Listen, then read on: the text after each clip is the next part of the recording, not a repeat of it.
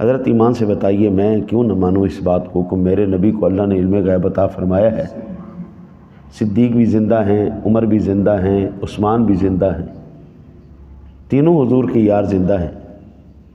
حضور کہہ رہے ہیں صدیق اپنے طبعی زندگی گزار کے فوت ہوگا، عمر کا بھی حضور کو پتہ ہے کہ شہید ہوگا، عثمان کا بھی پتہ ہے کہ شہید ہوگا۔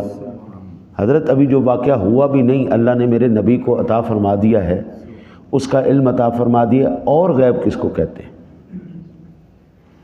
اور دوسری بات، اس حدیث پاک سے ایک اور بات بڑی پتہ چلی کہ میرے سرکار میرے سونے نبی کے قدمان مبارک اگر پتھروں کو بھی لگ جائیں، اللہ پتھروں کو بھی شعور عطا فرما دیتا ہے۔ پہاڑ پتھر ہی ہے نا جی، لیکن جیسے ہی حضور کے قدم مبارک لگے